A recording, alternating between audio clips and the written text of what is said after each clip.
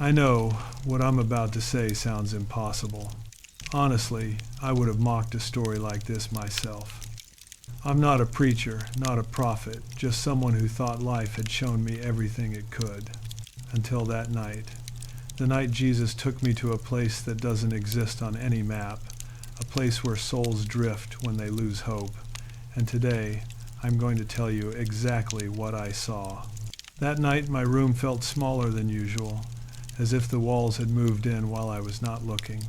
The clock on the bedside table said Tres dossier, but time had already stopped meaning anything to me. When you have been awake for too many nights in a row, hours do not march, they blur. The city outside my window was quiet, but inside my head everything was loud. I was lying there, staring at the ceiling, feeling that familiar weight pressing on my chest. Not pain, just heaviness. Like someone had stacked years of unspoken thoughts on top of my ribs. I had reached the point where I was too tired to cry, too numb to pray, and too ashamed to admit how close I was to giving up. People talk about rock bottom as if it is a single moment. For me, it felt like an endless hallway with no doors. The only light in the room came from a small strip under the door, the glow from the hallway. I remember thinking how thin that line of light was, how it looked like it could be erased with one careless step. That is what hope felt like to me that night, a line too thin to trust. I turned on my side, trying to find a position where my thoughts would hurt less. That is when the air changed. Not the temperature at first, but the density. It felt as if the room took a breath in and held it. The silence grew heavier, sharper. I could hear my own pulse in my ears, slow and tired, like it was dragging itself from one beat to the next. Then the light under the door shifted. It began as a simple brightness, nothing more than what you might expect if someone turned on the hall light. But it did not behave like normal light. It did not spill into the room. It drew a line, precise and deliberate, stretching longer, climbing up the door, tracing its edges. The glow was not harsh. It was soft, almost gentle, but it had weight. It felt like it could see me. I tried to sit up, but my body moved as if it were underwater. My hands trembled without shaking. Fear is a strange thing when you are already empty inside. I was not afraid of dying. I was afraid this was just another trick of a tired mind, another reminder that I was not even safe inside my own skull. The brightness grew not in volume but in presence. It was no longer just at the door. It seemed to fill the air without lighting the walls. The room around me faded, not into darkness, but into unimportance. My bed, my furniture, the familiar shadows, everything began to look like a backdrop from a life I no longer belonged to.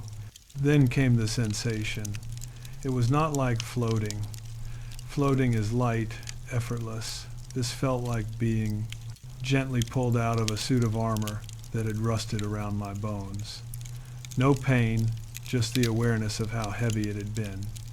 My body stayed where it was, but something in me stepped forward.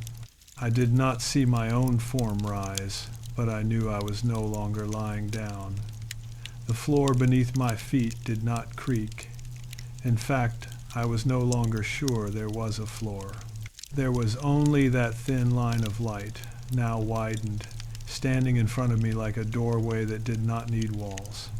I could still sense the room at my back, the broken sleep, the unfinished messages on my phone, the life I had been dragging behind me. But ahead there was only the unknown, glowing softly. I did not hear a voice telling me to move. No command, no thunder. Just a quiet certainty rising in my chest, as if something inside me recognized this moment, had been waiting for it. My first step was not brave. It was desperate. I moved toward the light. I stepped through, and the world changed quietly. There was no explosion of color, no choir, no thunder. Just a slow dissolving of the room, I knew, like fog pulling back from a coastline. The darkness did not vanish, it simply retreated to the edges as if it knew it was no longer in charge. In front of me, the light gathered into something more than brightness. It gathered into presence. At first I saw only a shape, a figure standing a short distance away, neither far nor near, as if the space between us could close in a single breath if it needed to. I became aware of details one by one, not all at once, the outline of shoulders, the fall of a robe, the way the air seemed to steady itself around him. It was as if everything in that place adjusted its weight to accommodate his existence. I should have been terrified. But the fear I had lived with for years did not know what to do with this. It was used to bills, diagnoses, loneliness, unanswered calls. It had no language for a presence that carried no threat, no demand, no hurry. My heart was racing, but it was not the wild panic of anxiety. It felt more like standing on the edge of a truth I had avoided my whole life. His face was not the one from paintings. It was simpler, more human, and somehow more impossible. There were no beams of light shooting from his head, no grand display. What made it unbearable to look at was not his features, but his eyes. They did not flash. They did not pierce me in the dramatic way stories like to tell. They did something worse. They understood. In one glance, I felt seen in a way I had never been seen before. Not as the version of myself I tried to hold together, but as the person underneath the exhaustion, the anger, the numbness. Every time I had said, "I'm fine," when I was not. Every night I had stared at the ceiling and wondered if the world would notice if I stopped existing. Those moments were here, in his gaze, fully acknowledged, fully known. I wanted to look away. I couldn't. When he spoke, the sound did not hit my ears first. It arrived somewhere deeper, settling in the middle of my chest before my mind could form the words, "You're tired." Just that. Not "you've sinned," not "you've failed," not "you should be stronger." Only a simple, undeniable fact I had spent years trying to hide, even from myself. I opened my mouth to answer, but nothing came out. The usual defenses, sarcasm, deflection, anger fell apart before they could form. All I could manage was a nod, small and shaky, like a confession. He took a step closer. There was no sound to his movement, no echo. With each step, the space around us became clearer. I realized we were standing in a place that was not quite a room and not quite a landscape. There was ground beneath my feet, but it looked more like shadow than soil. The air had weight, but no temperature. Above us, there was no sky, only a soft, endless gray, as if the world had forgotten how to choose between night and day. "This is not where you die," he said, quietly. "This is where you decide what to do with your life." The words slipped past my logic and went straight into the sore, hollow place inside me. I felt anger rise, fragile but real. I didn't ask to be here. I managed. A small, almost invisible trace of sorrow moved through his expression, not because I had offended him, but because he understood why I said it. "I know," he replied. "You asked for the pain to stop. This is where that prayer brings you." I swallowed, my throat tight. "What is this place?" His eyes did not leave mine. "It's the threshold," he said, "between holding on and letting go, between believing your life still matters and believing the lie that it doesn't." The ground beneath us seemed to deepen, as if layers of unfinished thoughts and abandoned hopes were stacked beneath my feet. For a moment, I felt dizzy, like I was standing above an ocean made of every silent breakdown I had ever had. He extended his hand, not in command, but an invitation. "I want to show you something," he said. "Where souls go when they lose hope, not to frighten you, to help you understand what you were walking toward." There was no pressure in his gesture. If I had turned away, he would not have forced me. That was somehow the most disarming part. The choice was mine, even here. My hand shook as I lifted it. I was not brave. I was not holy. I was just tired of being trapped inside a pain I could not name. My fingers touched his. The moment our hands met, the gray around us began to move. The gray around us did not vanish. It unfolded. It pulled back in slow, widening circles, like mist revealing a landscape that had always been there, just hidden a few inches beyond what I was willing to see. At first, I thought it was empty, just an endless plain of soft, colorless ground stretching in every direction. No trees, no buildings, no stars. Only a dim, steady light that came from nowhere and everywhere at once. Then, I saw them. They were scattered across the horizon, not standing, sitting, curled, kneeling. Some with their heads buried in their hands, others staring into nothing as if waiting for a train that would never come. From far away, they looked like shadows thrown carelessly on the ground. But as my eyes adjusted, the truth sharpened. "These are souls?" I whispered. "Yes," he said. "Souls that believed there was nothing left for them." I expected wailing. Fire, punishment, the kind of drama people describe when they want fear to do the work of faith. There was none of that here. No screams, no chains, just silence thick enough to choke on, and a wariness so deep it felt older than time. One figure sat closer than the others, knees pulled to their chest, arms wrapped tight around their legs, like a child trying to make their body smaller. Their face was turned away, but something in the slope of their shoulders, in the way their fingers dug into their own skin, felt familiar. "Why are they here?" I asked. "The small truth," he said quietly, "is that they were tired. Tired of hurting, tired of pretending, tired of feeling like no one would notice if they stopped trying. We walked without walking. The distance between us and the nearest soul simply shrank, as if the place itself folded to allow us through. Up close, I could see details: a worn jacket, a pair of shoes that looked like they had walked too far, a face lined not by age, but by disappointment. They prayed," he continued, "some out loud, some only in their thoughts. But they didn't believe anyone was really listening. So when the pain kept returning, they made a quiet decision inside. I am done." The words hit something raw in me. I had never said them out loud, but I had thought them in softer, more acceptable language. I had dressed them up as logic, as realism, as facing the facts. "What happens to them?" I asked. "Are they lost?" The deeper truth, he said, is that they are not lost to me, but they have lost sight of me. They've wrapped their pain around themselves like a blanket and called it identity. They believe they are their wounds. We passed another soul, a woman maybe. Her eyes were open, but she did not seem to see the dull light or the shapes around her. It was like she was trapped in a memory only she could inhabit. "Why don't you pull them out?" I asked, anger rising. "Why don't you just fix it?"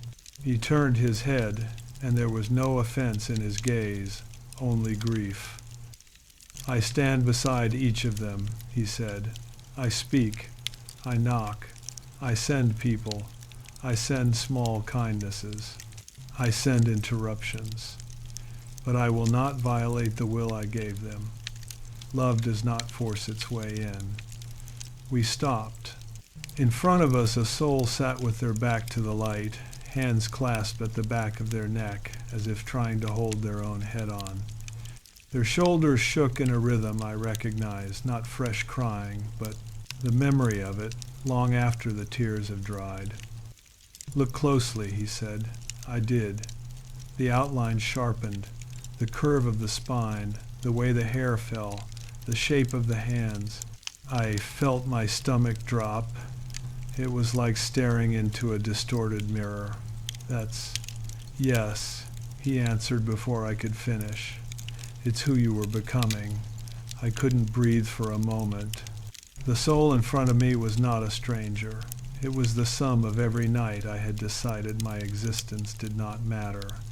Every day I had walked through the world convinced I was invisible. Every conversation where I smiled, while something inside me quietly stepped back from the edge of life. The shattering truth, he said softly, is this. You were already walking here long before tonight. Not because I sent you, but because you believed a lie about your own worth. He let the words sit between us like a weight that was also a key.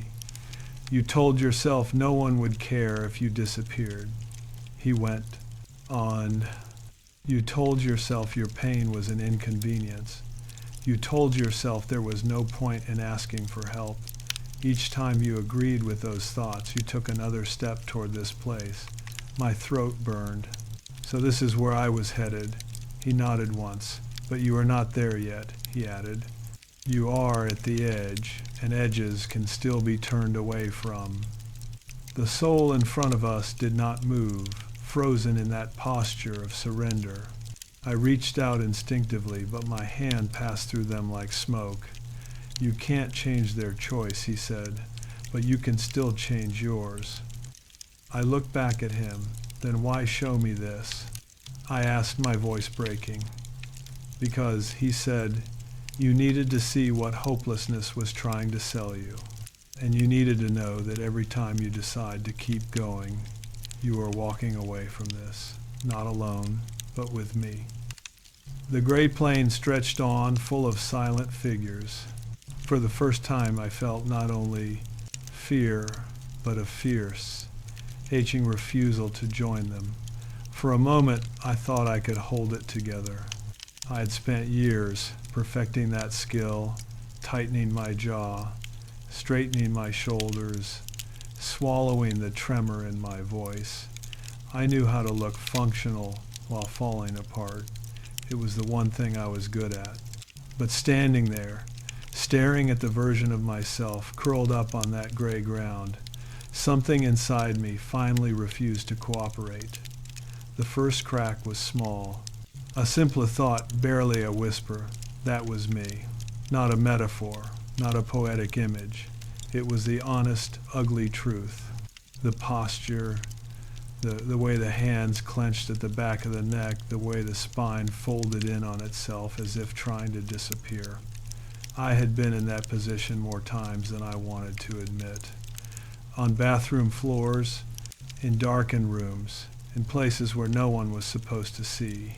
My knees buckled. I didn't fall all at once. My body resisted, as if pride had muscle memory, but the ground rose to meet me anyway, soft and unyielding at the same time. I sank down, hands pressed into whatever this place used for earth. It wasn't cold, it wasn't warm. It just was, indifferent to whether I broke or not. The tears did not start in my eyes. They started in my chest, like something tearing open from the inside. For so long, I had been numb, floating through days as if wrapped in a thick blanket of cotton. Now, suddenly, everything was sharp. Every regret, every memory, every moment I had told myself, just get through it. It doesn't matter what you feel, came rushing back with the force of a storm. I did this, I choked. I walked myself here. Jesus did not interrupt. He did not rush toward me, did not pull me up, did not drown my pain in easy words. He simply stayed where he was, close enough to reach, far enough to let the collapse happen. I said I didn't care. I went on, the words spilling out in broken fragments. I told everyone I was fine. I laughed, made jokes.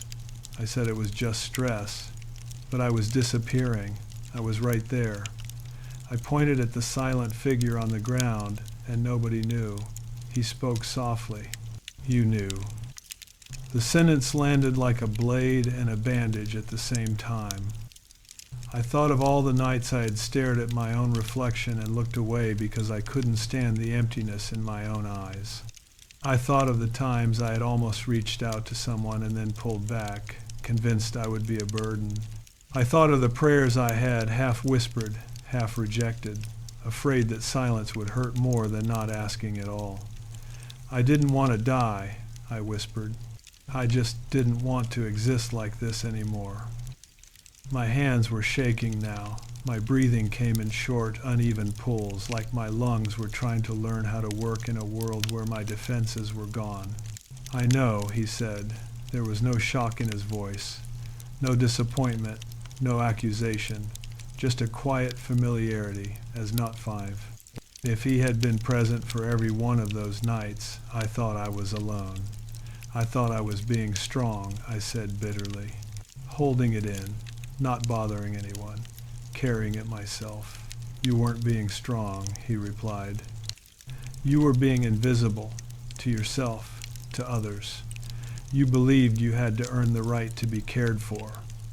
The truth of it hit so hard I almost doubled over.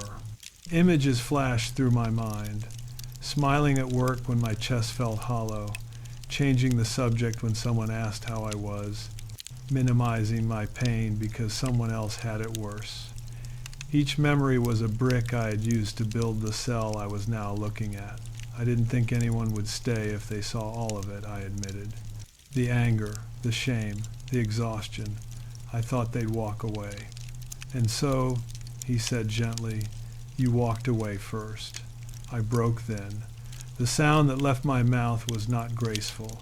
It was raw, stripped of language, a noise dragged up from places I had pretended did not exist. My shoulders shook, my face twisted, tears ran down in messy lines. There was no version of myself here that could be presented as okay. I buried my face in my hands. I'm so tired, I sobbed. I don't know how to fix this. I don't know how to not be this person. There was a pause. Not the empty kind, but the kind that feels like someone is giving your pain room to breathe. You were never asked to fix yourself, he said quietly. You were asked to be honest, with me, with yourself, with at least one other human soul. I let my hands fall, fingers streaked with tears, and lifted my head just enough to see him. What if I'm too broken? I whispered.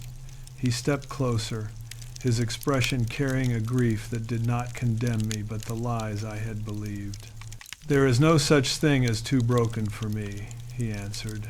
There is only too silent. Something loosened in my chest, not healed, not whole, just loosened, like a knot pulled half open. The silent version of me on the ground did not move, but for the first time I understood that was not my destiny. It was my trajectory if I kept agreeing with despair. I pressed my palm flat against the ground and took a shaking breath. I don't want to go there, I said. I don't want to live like that anymore. His reply was simple. Then don't walk alone. The words hung in the air, heavy and bright, as the gray plain around us seemed to tremble, waiting for what would come next. For a long time, my pain had been the only voice I trusted. It told me what I deserved, who I was, how little I mattered.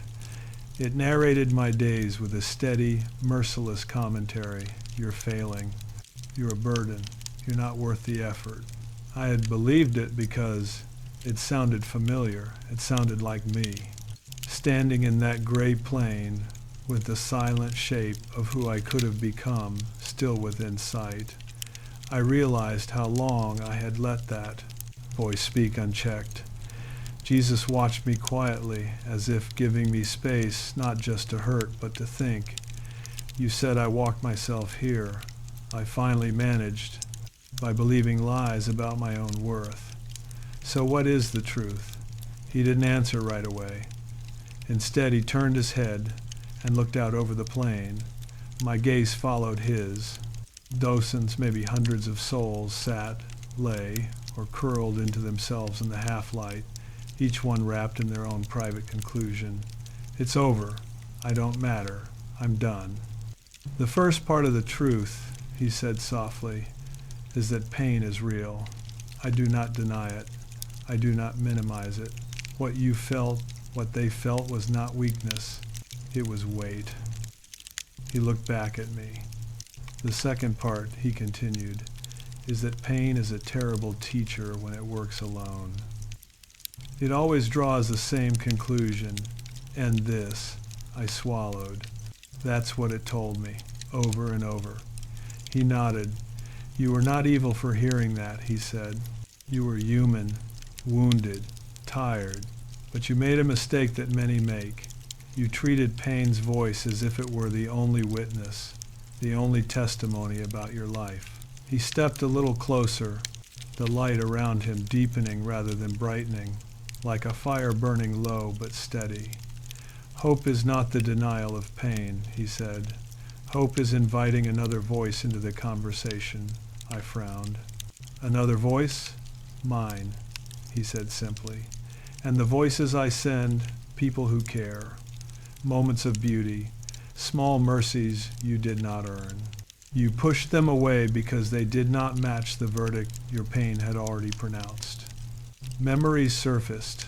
The friend who had texted, "Are you okay?" And my quick, "Yeah, just tired." The invitation I declined because I didn't feel like it. The morning sunlight I'd closed the curtains against because it felt rude to shine on a life I considered hopeless. I thought I was being honest, I muttered. Facing with you or being selective, he replied. You collected every piece of evidence that proved you were worthless, and you dismissed anything that suggested otherwise. That isn't realism. That's agreement with despair. His words didn't crush me. They clarified me. So what do I do with this, I asked. How am I supposed to live with a mind that keeps trying to drag me back here? That is the deeper lesson, he said. You cannot stop every thought from knocking at the door, but you can decide which ones you invite in, which ones you let stay, which ones you let decorate the house. He paused, then added, and you do not have to do that work alone. A faint warmth flickered in my chest at that word alone. It was the one I had worn like a name. I don't know how to ask for help, I admitted. Not from you, not from anyone. It feels selfish. His expression held a sadness that was not pity but outrage on my behalf. Somewhere along the way, he said, you learned that your needs were an inconvenience, that asking for help was weakness, that your only value came from what you could carry quietly. He shook his head. That is not my teaching, he said. I teach this. You were never meant to carry everything. You were meant to share the weight with me and with others. Humility is not pretending you're fine. Humility is admitting you are not. A strange, reluctant relief moved through me, the kind that feels almost guilty, like being told you can finally put down a load you've been straining under for miles. So the lesson is, I'm allowed to need, I said slowly. More than allowed, he answered. You were designed to need air, food, rest, connection, correction, kindness. When you deny those needs, you don't become strong. You become brittle. He gestured lightly toward the silent figures on the plain. This place is full of people who tried to outgrow their need for hope, he said. They thought they had to earn the right to be loved, to be heard, to be helped. When they could not, they concluded they were better off disappearing. He turned back to me. You are not here to vanish, he said.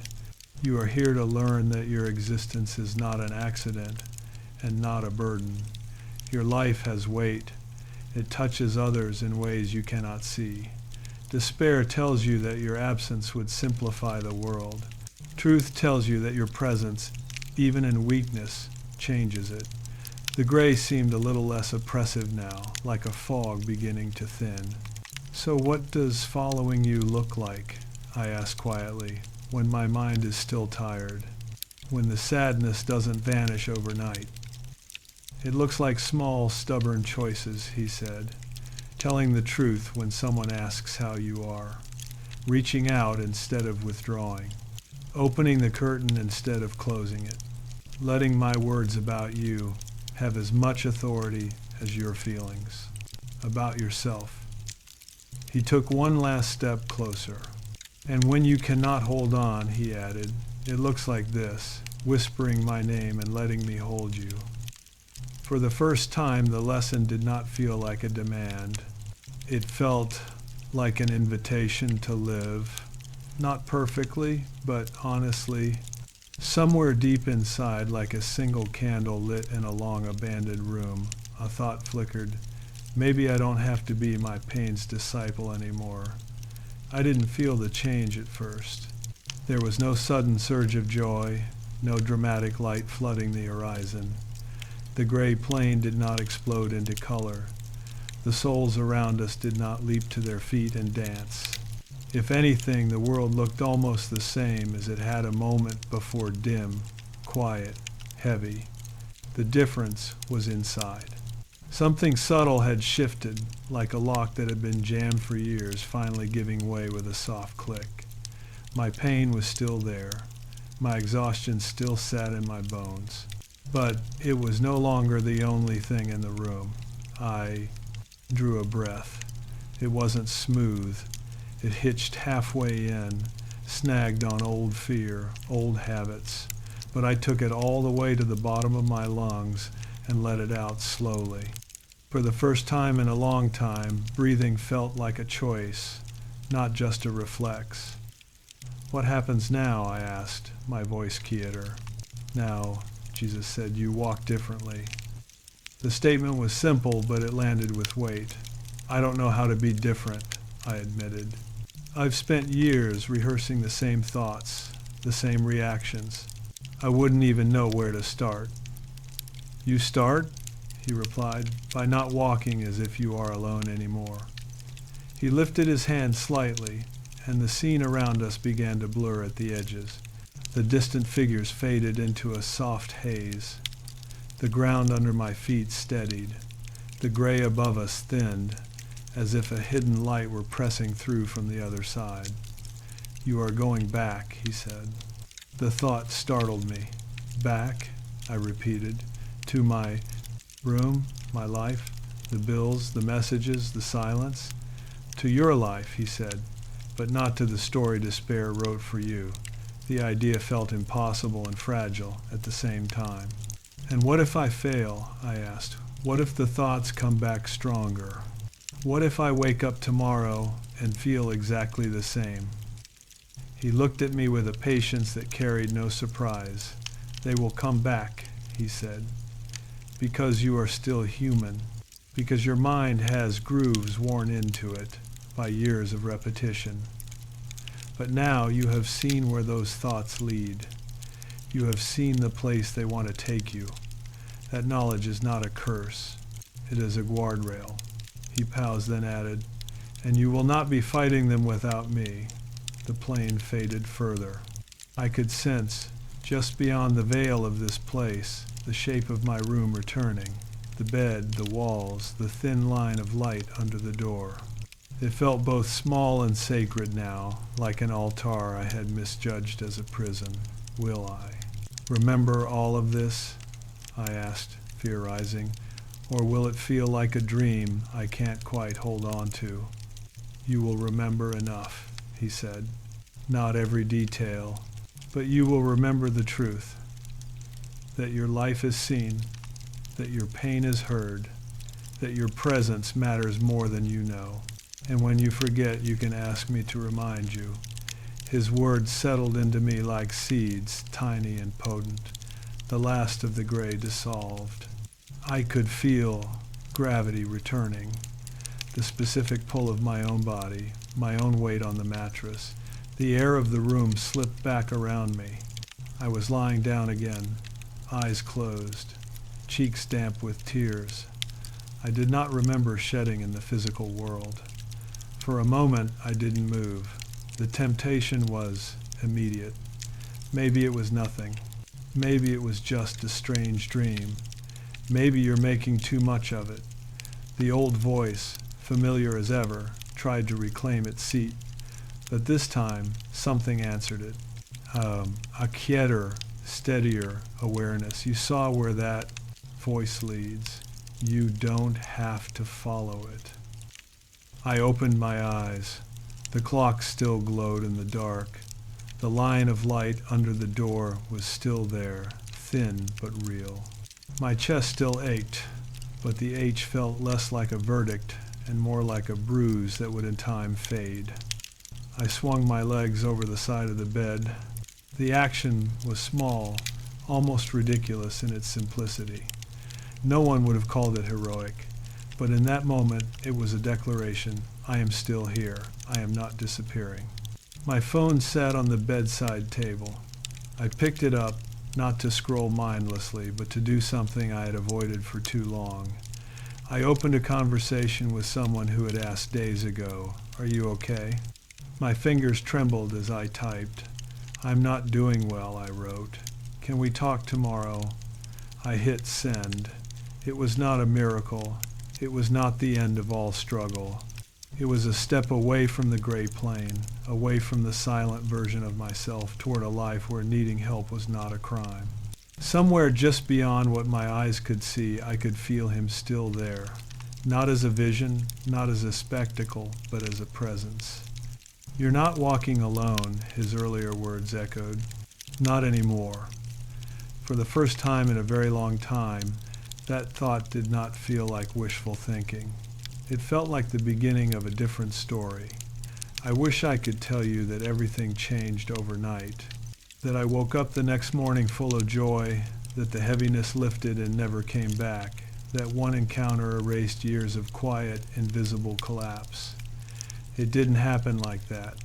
The days after that night looked, from the outside, almost exactly the same. Same routine, same streets, same face in the mirror. But something had shifted in a way I still struggled to explain. It was in the small pauses, in the split second between a cruel thought and my agreement with it, in the way I caught myself saying, "It doesn't matter if I'm here," and for the first time answering back, "That's not what he showed you." It was in the simple act of answering honestly when someone asked, "Are you all right?" and letting silence sit between us instead of covering it with a joke. I still had nights where sleep would not come. I still had mornings where getting out of bed felt like lifting a mountain with my ribs. But the gray plane was no longer an abstract idea at the edge of my sanity. I had seen it. I knew where that road led.